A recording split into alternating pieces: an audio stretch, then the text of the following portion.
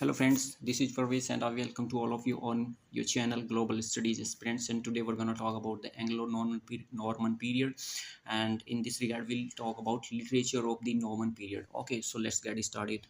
This is very first slide and very first paragraph here. Talk first of all we'll talk about Geoffrey of Monmouth, and this is not a Geoffrey Chaucer friends, it's a Geoffrey, it's a saint in Wales in England. Okay, Geoffrey's history in Britain noteworthy not as literature but rather as a source book from which many later writers draw the literary materials. And friends, I will let you know, friends, this video lecture is really important for all of you if you are preparing for TGT, PGT or NET perspective. Okay, so here in this line is was told by the narrator, by the writer, that literature but rather a source book of from which is a source book Geoffrey Regan, and by this source, many writers collected their material for their literature. Among the native Celtic tribes, these were the among native Celtic tribes, native.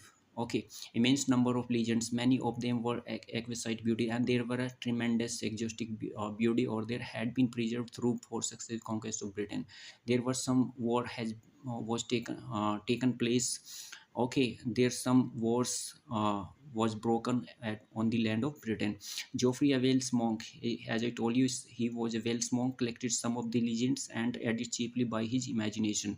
Further, he created them by his imagination, wrote a complete history of the Britons. Fine.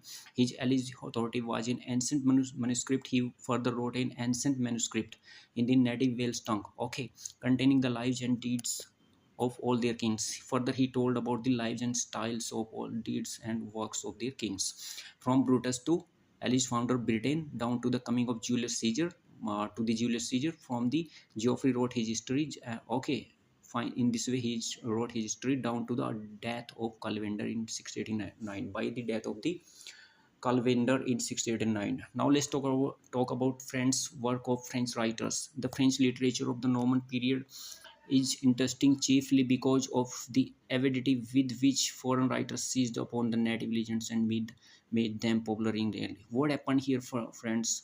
The writer told that there was a seized, there was a captured, this land was captured by the French writers, and they popularized their language in England until Geoffrey's prosperous chronicle appeared. By the time Geoffrey's prosperous chronicle appeared, these legends has not been used in an extent as literary material. These legends has not been used as an extent by an extent as literary material. Indeed, they were scarcely known in England. Okay, they were known in England in a very less way, though familiar to French and Italian by those peoples. They were recognized who are familiar in French or in Italian minstrels. Minstrel means singer or magician singer. Legend of Arthur and his court were probably first taken to.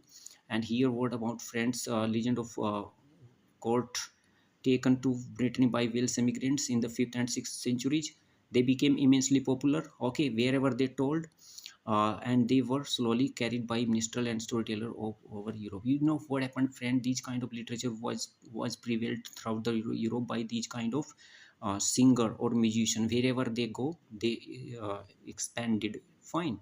Geoffrey made this demand by creating an historical manuscript, okay, of Welsh history. Geoffrey made his contribution by demanding of creating, okay, and Geoffrey's Latin history was put into French by Gamer. In this literature, he put the complete history of Latin, okay, and in this work also, these two works are very important. You can write down, friends. And from these French versions, the work was first translated into English. Later, what happened? These French versions was translated into English from about 1200 onward.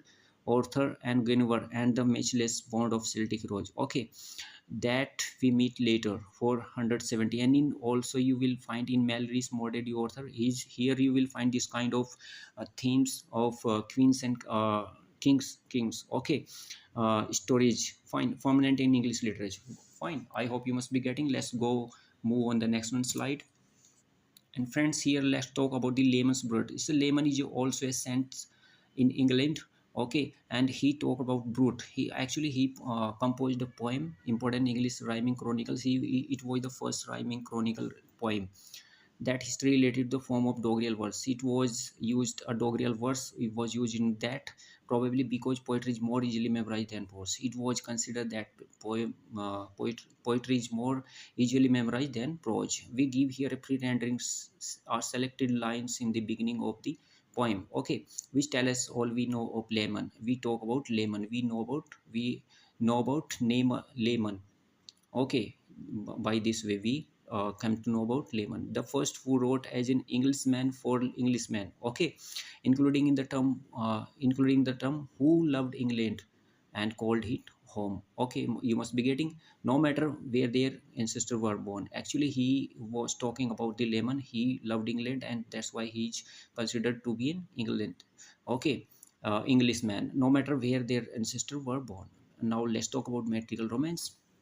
Friends, love, chivalry, and religion. These were the three main elements in this kind of romance. These are the three great literary ideals which find the expression in the metrical romances. Okay, love, chivalry means towards the humanism.